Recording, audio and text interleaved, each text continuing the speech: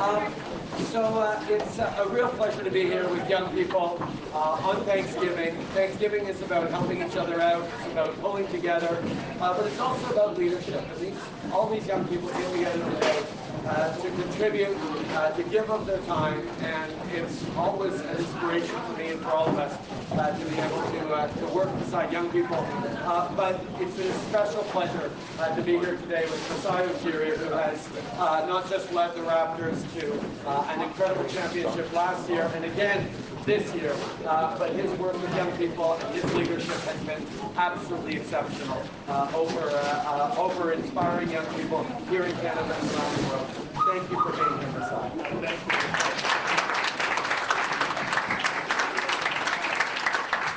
Thank you guys for coming. It's such a pleasure.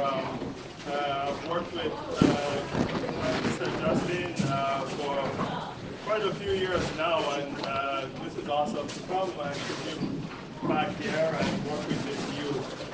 For me, it's always something that we've been about, whether it's in this country, whether it's in Africa or anywhere in the world. It's great to see kids with such great diversity here. And Prime Minister is right. For me, it's about leadership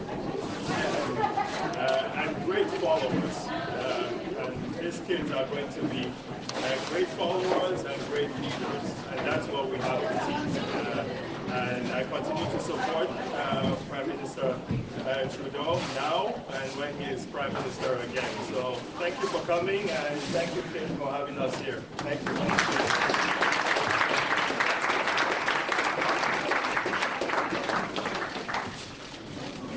All right, let's back a few more and then we'll keep going.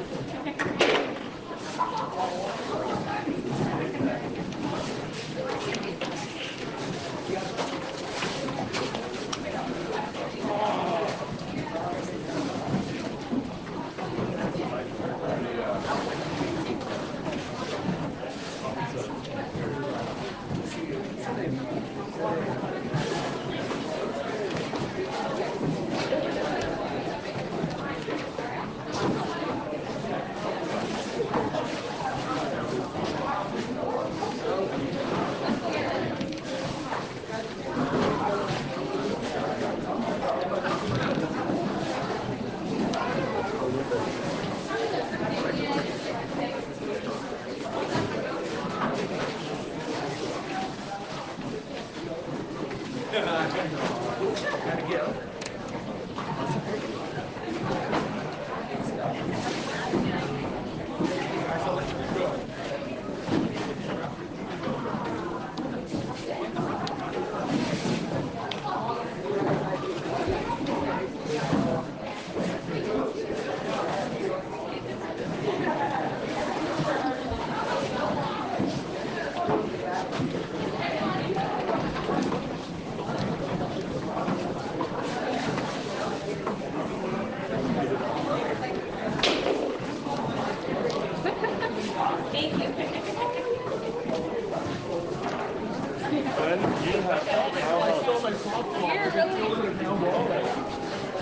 Now you've done that your part.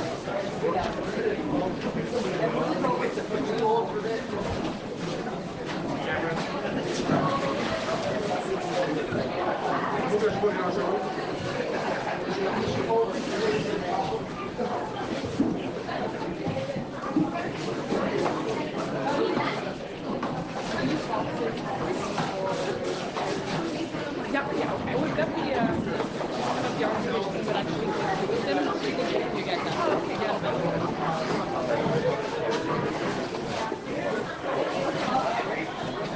They always want something special for Thanksgiving. Okay. They were doing this.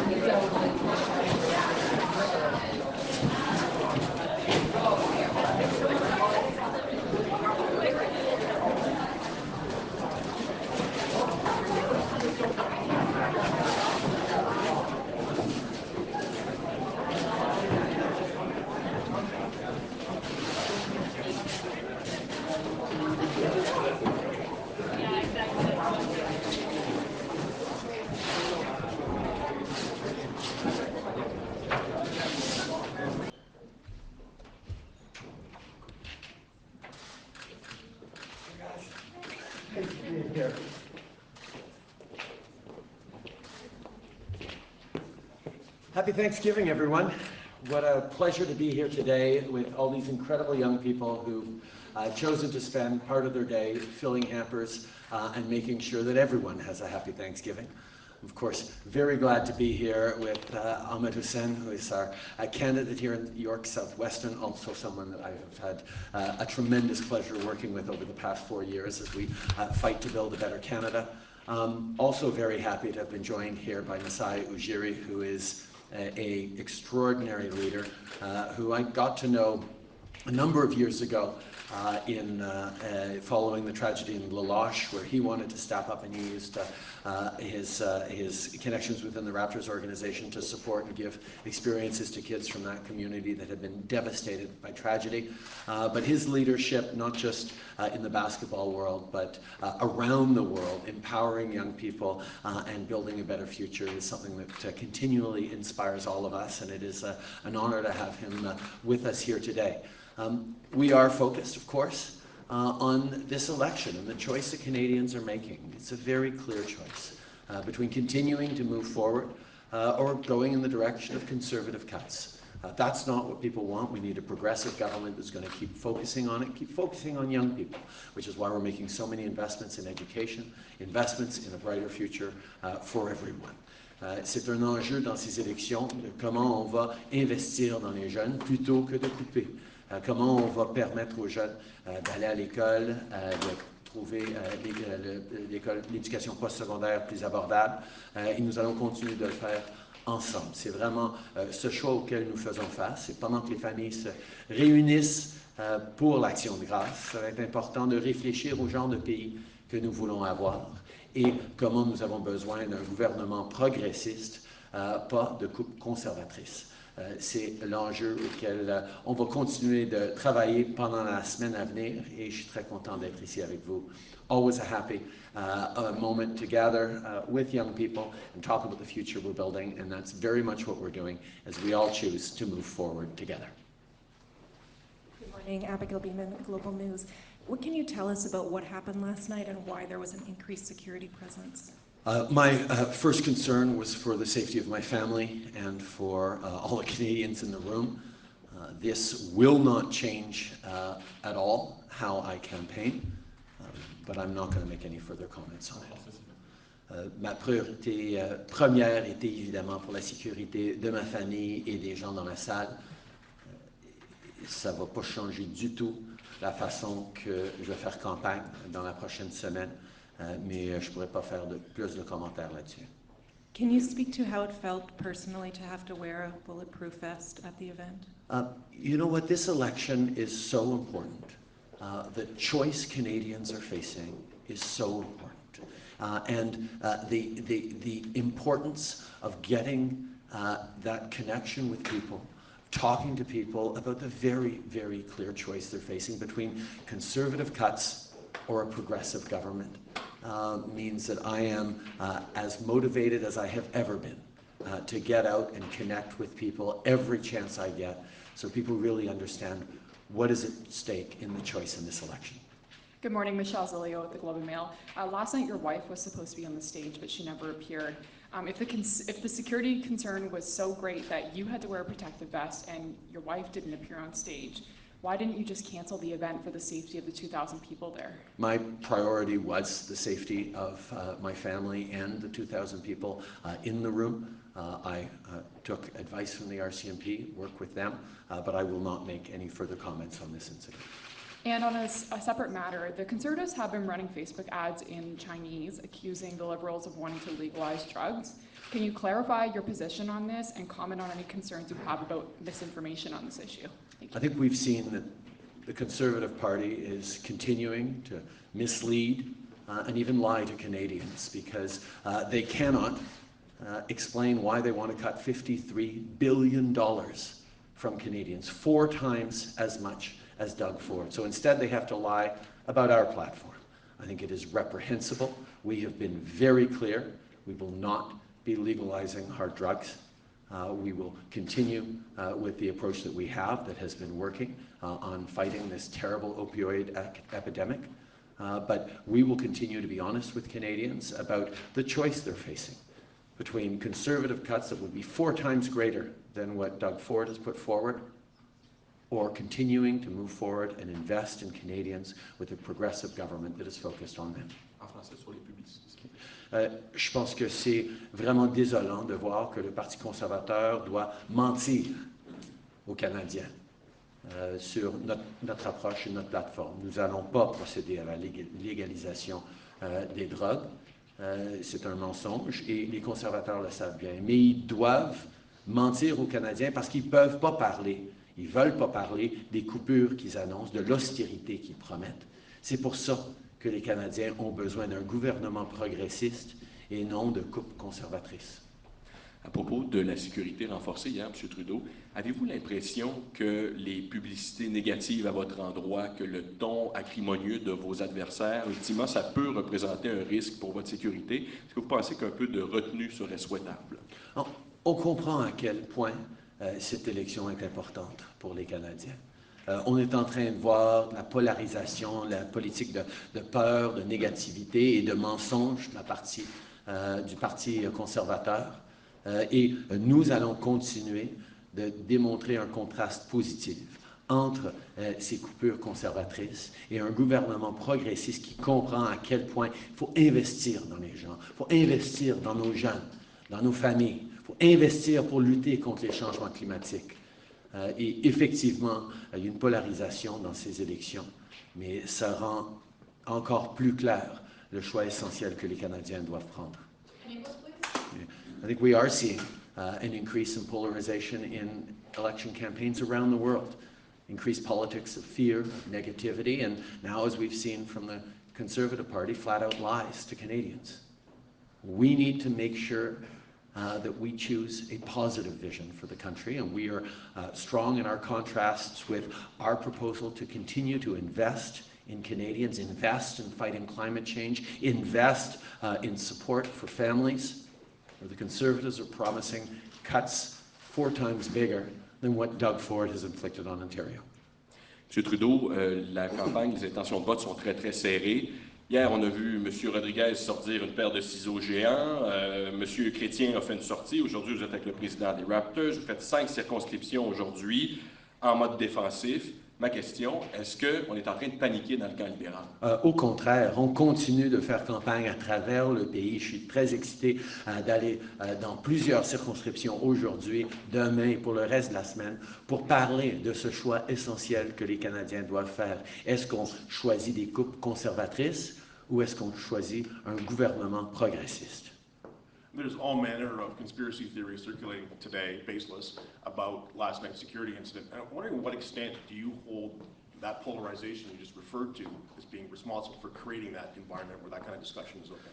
I think we are seeing, unfortunately, an extremely high level of misinformation, disinformation online, and people who are really trying to further polarize and make fearful Canadians. The reality is the Conservative Party is continuing to spread falsehoods to Canadians to try and scare them into voting for them or against us. And I don't think that has its place in Canada. We need to continue to make strong contrasts with the competing visions of this country.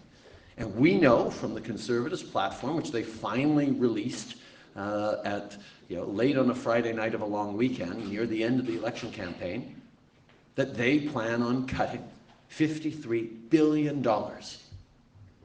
worth of investments in Canadians.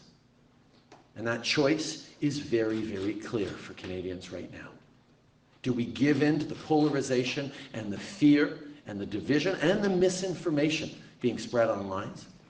Or do we continue to move forward, pushing back against conservative cuts and choose a progressive government that's going to continue investing in people and continue fighting climate change? Okay.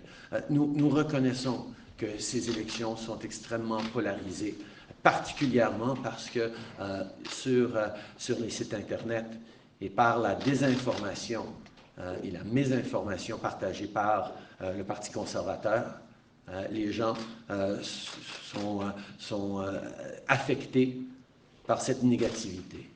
Mais le choix est extrêmement clair. Ou bien on continue en avant avec un gouvernement progressiste ou on retourne en arrière avec un gouvernement conservateur qui va faire des coupes. Mr. Scheer's made some very personal attacks against you. He's called you a liar, a fraud, a fake feminist. His campaign put out a press release, also baseless, with suggesting some malfeasance on your part. Do you think that kind of language from Mr. Scheer puts you at your safety at risk? And does that encourage the kind of things that could lead to security problems? You see, this is the thing that the Conservative Party of Canada does now, but not just now. The very day after I won the Liberal leadership, they launched massive personal attack ads against me. They feel that personal attacks and lying to Canadians is the only way they can get elected because they know their platform is promising cuts and austerities that will hurt Canadians. So the choice is very clear. Do we continue with the progressive government? Or do we double down on conservatives and accept conservative cuts? Okay. C'est ce qu'on voit de ce parti conservateur moderne. Des attaques personnelles. C'est rien de nouveau. La première journée après que j'ai gagné le leadership du Parti libéral, il y a bien des années, j'ai été accueilli par des attaques personnelles sans précédent du Parti conservateur.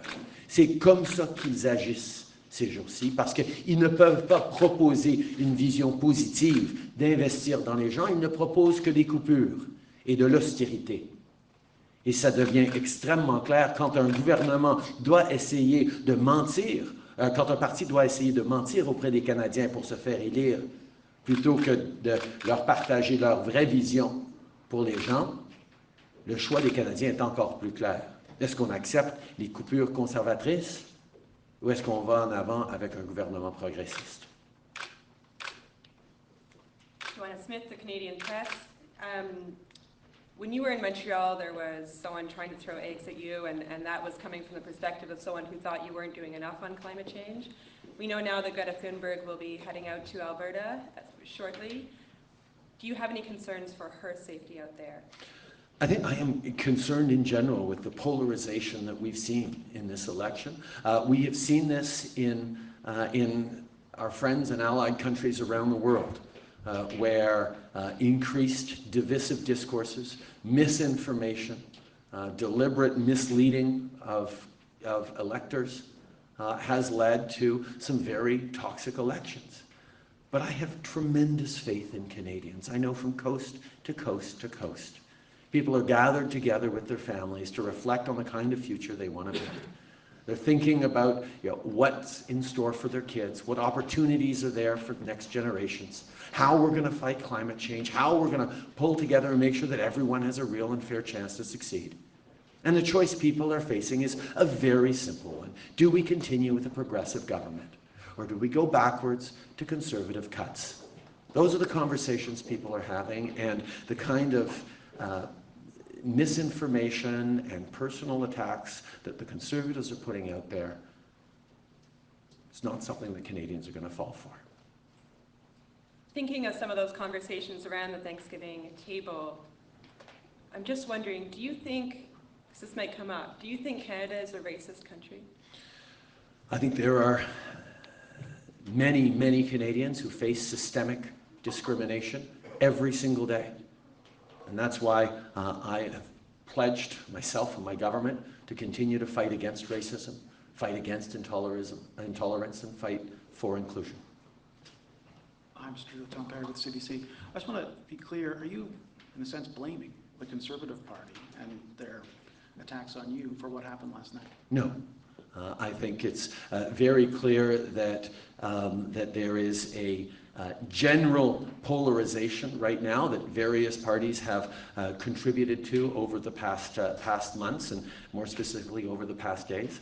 But the decisions around last night, my concern for the safety of my family and for the people in the room were based on that particular event. Can I ask you as well that I know that this is elections about policy, the parties have their platforms out, but in some ways it sort of seems to be coming down as a referendum on you. And how do you feel about that? That for many people, this is not about policy, but it's about whether or not they like you. Andrew Scheer wants to make this election about me. This election is not about me. This election is about Canadians and the choice that they have to make about how we move forward. And the choice is very clear. Do we move forward with conservative cuts, or do we keep with a progressive government that's going to invest in Canadians and fight climate change? Okay. Monsieur Scheer veut essayer de faire croire aux gens que cette élection est à propos de moi. Cette élection est à propos des Canadiens et du choix qu'eux, ils vont faire sur est-ce qu'on accepte des coupures conservatrices ou est-ce qu'on continue avec un gouvernement progressiste. I'd like to talk about your sharpened attacks in the speech. Last night you mentioned the NDP for one of the first times. How much of that is a bit of desperation on your party's part as you kind of see them eating into your support? I think it's very clear that Canadians are worried about what a conservative government would do. And people need a progressive government, not a progressive opposition. And the opportunity to make those choices is what we're going to be talking about over this coming week. What do you say to those who say, though, this is a typical Liberal attack, sort of when you see the vote starting to split on the progressive side? I think we've seen what happens in places like Ontario. You know, the NDP wasn't able to stop Doug Ford. The NDP wasn't able to stop Stephen Harper. If you want to stop conservative cuts, you have to elect a progressive government, not a progressive opposition. Last question. Nous reconnaissons que si on veut continuer d'avancer et investir dans les Canadiens et lutter contre les changements climatiques, il faut élire un gouvernement progressiste. Le NPD n'a pas pu empêcher Stephen Harper de se faire réélire plusieurs fois. Le NPD n'a pas pu empêcher Doug Ford de se faire élire et d'imposer des coupures sur les Canadiens. Et au Québec, on a besoin de Québécois pour défendre des valeurs québécoises au gouvernement et pas dans l'opposition. C'est quand le Bloc était fort à Ottawa que Stephen Harper a pu se retirer du protocole de Kyoto. Il a pu couper dans les arts et la culture malgré une forte présence du Bloc. Pour élire un gouvernement progressiste, il faut choisir un gouvernement progressiste. Last question, do you accept that the toxic rhetoric is right across the political spectrum? And if so, would you urge your supporters to dial back that rhetoric? I think one of the things that we're seeing is even though we have a very, very positive plan to continue to invest in Canadians, we've shared over the past number of weeks in sharing our full platform and continuing on the approach that has worked to lift almost 900,000 Canadians out of poverty and seen Canadians create over 1 million new jobs, most of them full-time. There is a divisiveness in this election that I think Canadians are noticing and reflecting on. And the choice is, do we give in to the misinformation and fear, like unfortunately so many of our neighbors and allies around the world have given into in their political discourses? Or do we stay true to who we are and make a choice based on building a better future for our kids and grandkids? Over the past 4 years, those are the investments we've made, and we're going to continue. And that choice is the choice facing Canadians. Do we go for conservative cuts, or do we elect a progressive government?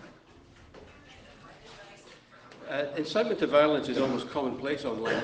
Is there a role for government to take further action? We have committed to move forward on the Christchurch Declaration, in which governments and internet companies have agreed to stand strongly against terrorism online. And we have also committed to looking carefully at what we can do to move forward in a way that will both protect free speech, which is extremely important, but also ensure that Canadians online are safe from toxic intimidation and threats of violence. This is something that Canadians expect. The rules that apply in the public sphere should also apply in the virtual sphere, and the way we move forward on that will require careful analysis and thought and working with a broad range of partners. But I know Canadians expect to be safe when they're online as well. Merci beaucoup tout le monde. Thank you all.